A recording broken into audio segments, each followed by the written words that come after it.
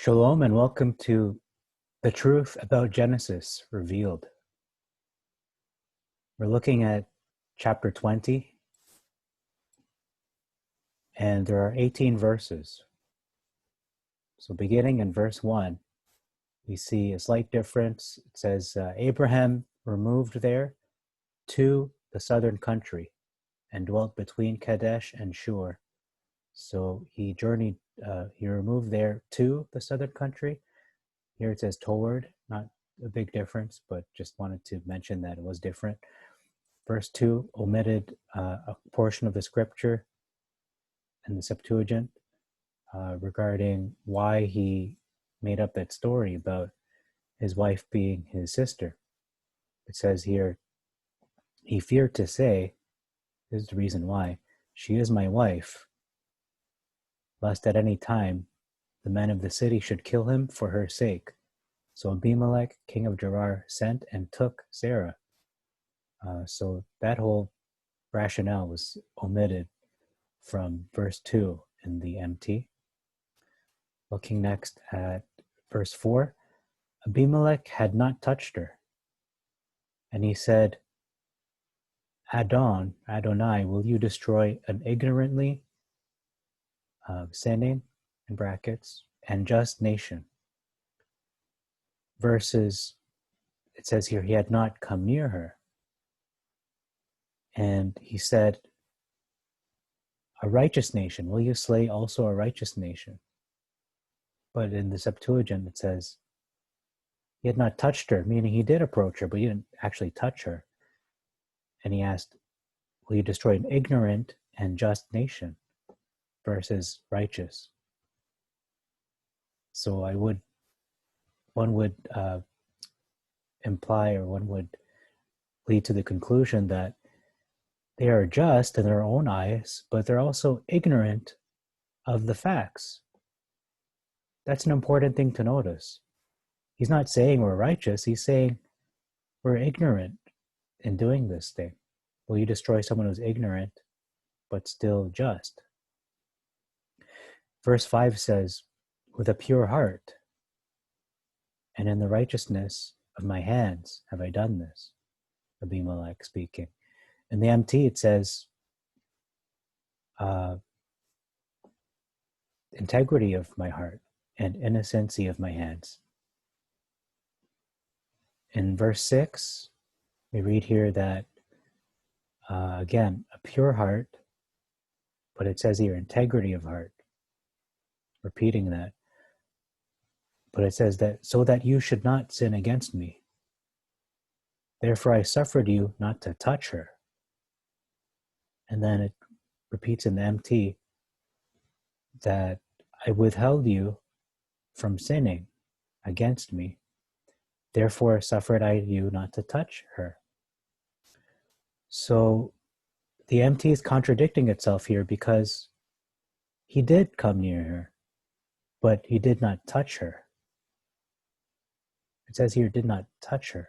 Why didn't it say that in the previous verse, in verse 4? Contradicting itself. Verse 9. It says here, deed versus deeds. You have done to me a deed. To Abraham, speaking to Abraham. Abimelech speaking to Abraham. Versus deeds.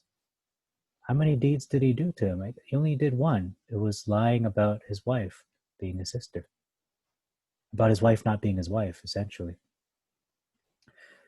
And then we're going to look at verse 11. Abraham said, explaining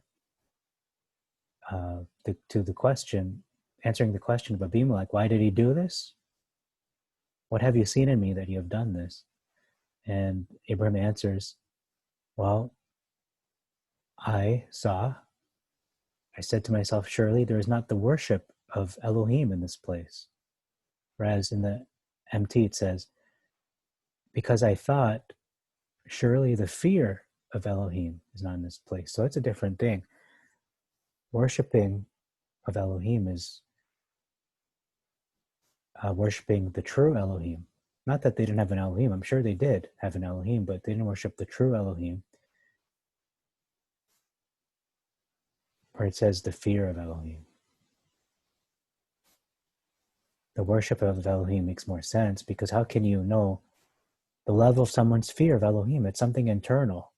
That's something you can't really grasp. But the worship of Elohim, yeah, you can see that in an external way, by the way people, temples and the way they pray and the names of their Elohim, things like that. So it makes more sense in the Septuagint once again.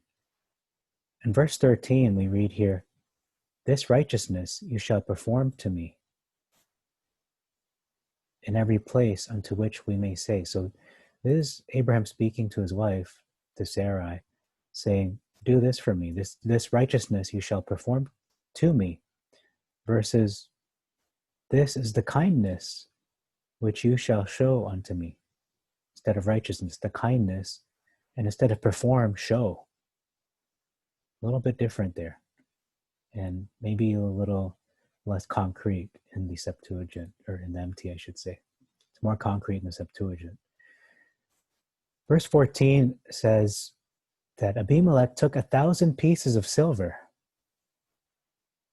This is not even mentioned in verse 14 in the MT. It is eventually mentioned, but not specific to what it is. We'll see that in verse 16 right here. "Behold, I've given your brother 1,000 pieces of silver," because technically that is her brother. So he correctly described Abraham as such. He said 1,000 pieces of silver, whereas in the MT it says 1,000 of silver. So we're not really sure, based on the MT, what those things are. Silver what? 1,000 silver bananas? I mean, what could it be? But here it says pieces of silver. "Those shall be to you for the price of your countenance." So he's talking to Sarah. "Those shall be to you for the price of your face, and to all the women with you, and speak the truth in all things." So he's admonishing her. Don't lie about this anymore, because something bad happened to us. Versus the MT saying, "Behold, he is to you a covering of the eyes unto all that are with you, and with all other, thus she was reproved." So it's very cryptic, I'd say. He is to you a covering of the eyes.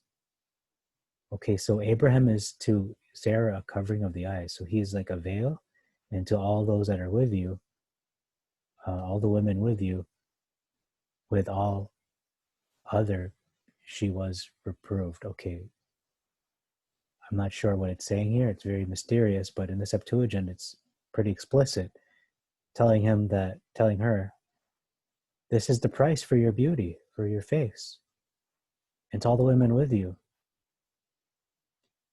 So speak the truth in all things.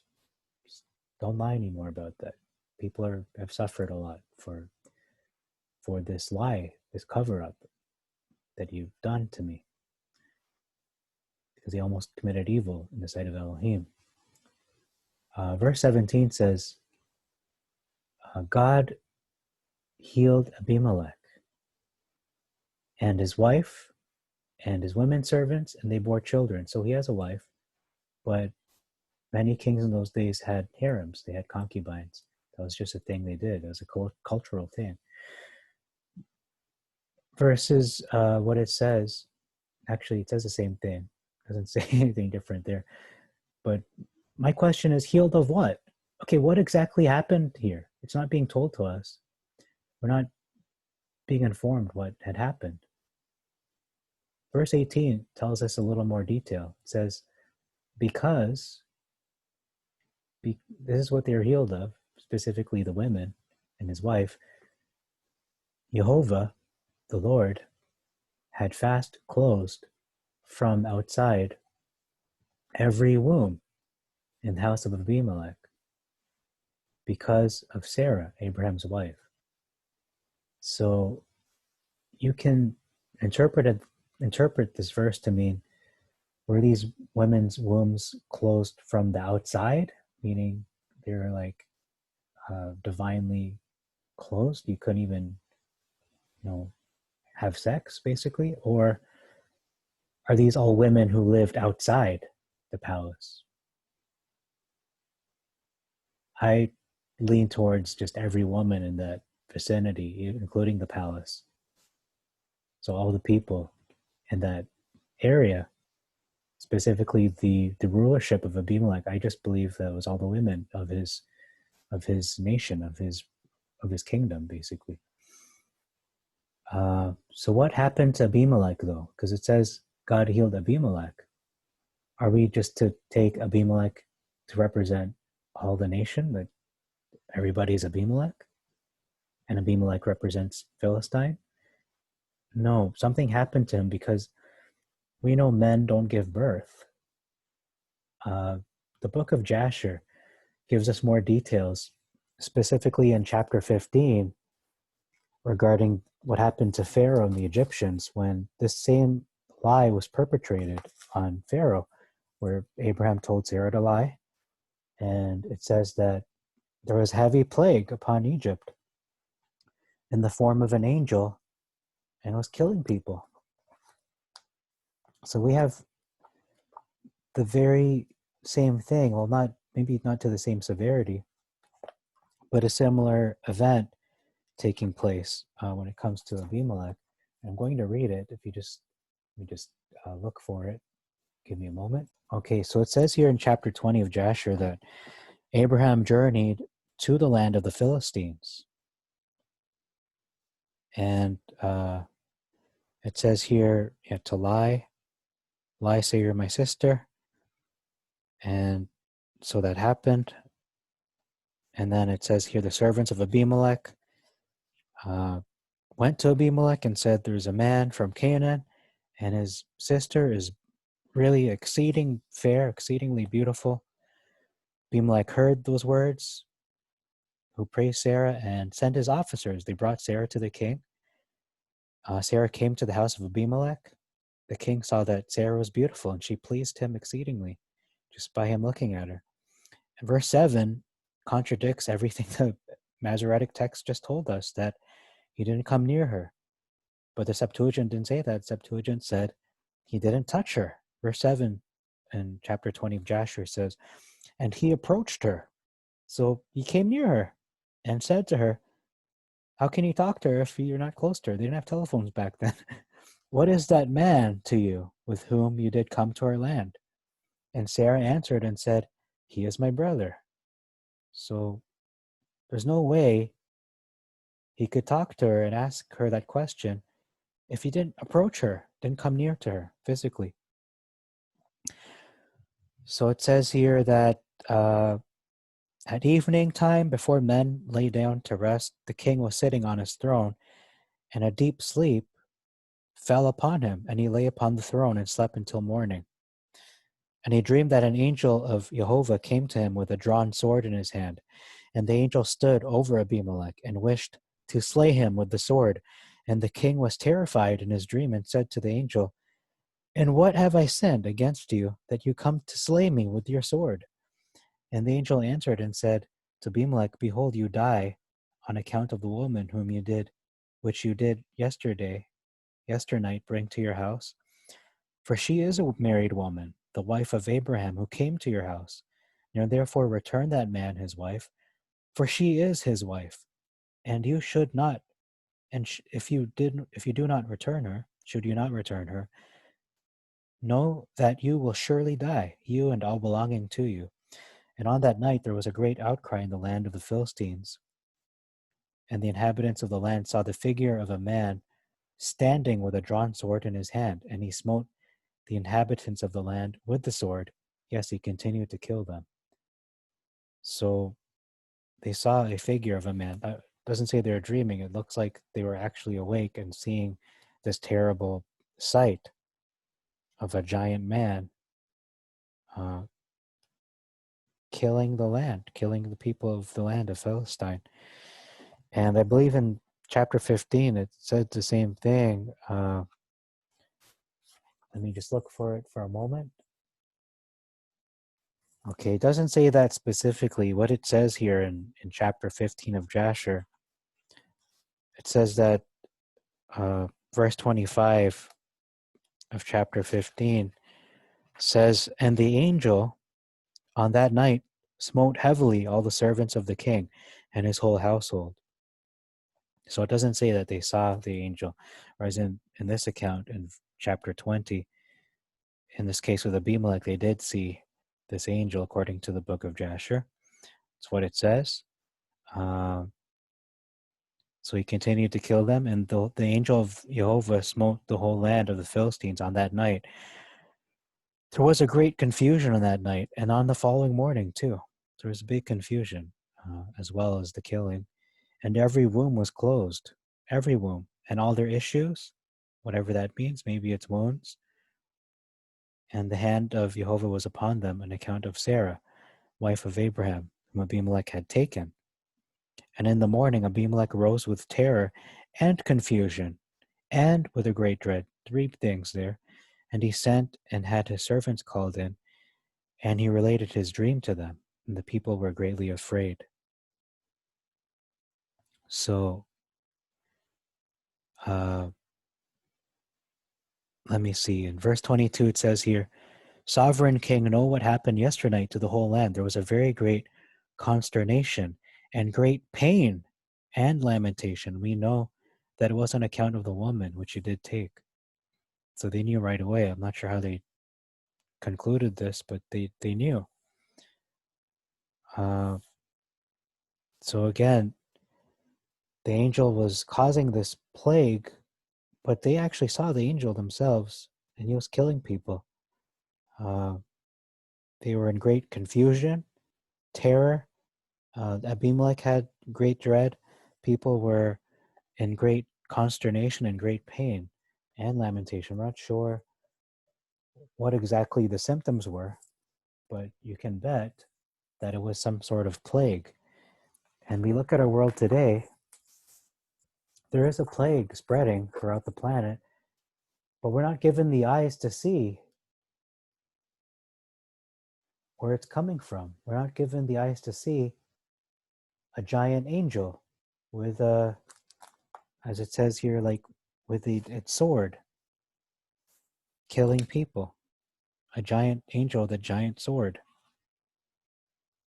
a drawn sword in his hand. We don't see that unless you have the spiritual eyes to see, unless you're given the ability to see that.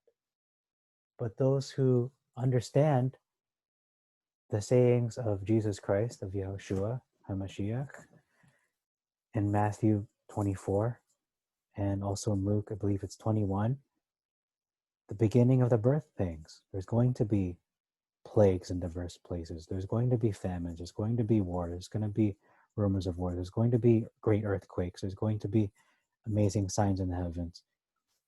So if you understand that he wasn't making it up, he wasn't lying, obviously he was telling the truth because he is the truth, then you would perceive you don't need the eyes to see it.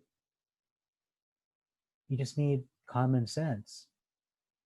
You just need logic. You need the Ruach HaKodesh to give you discernment and for you to discern, using a checklist even, these are happening right now. A lot of these things have started in the last year. Some of them have been ongoing for a long time, but in terms of its intensity, of its scope, we've never seen anything like this in the history of mankind, that the whole planet would be shut down and people locked in their homes. The whole planet, every single country. Every single country. I don't think there's a country on earth where human beings live that hasn't been affected by this in one way or another. So this is an interesting chapter to study. I thank you for your time. Until next time, we're going to look at Genesis chapter 21. Jehovah bless you, and thank you for your time. May he make your way prosperous. May He give you a heart to love Him with all your mind, with all your soul, with all your strength, and to love your neighbor as Yahushua loved us. And He showed that by laying down His life for us so we could live and not die the eternal death we all deserve for the sins we have done.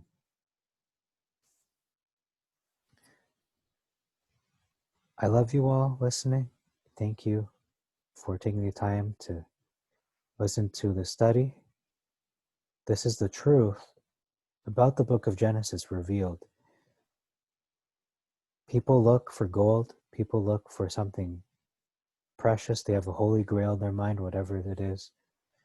Possessions, clothes, wealth, having a big family, having a big house. But truly, truly, I tell you, the thing that's most precious, most to be desired, the most valuable thing, the most profitable thing we could ever know and do is what I'm presenting to you today. Not just this one chapter. I mean, from this word, from the Septuagint. We know it as a Septuagint, but originally it was really the scriptures, the Hebrew scriptures that was written by Moses, by the prophets,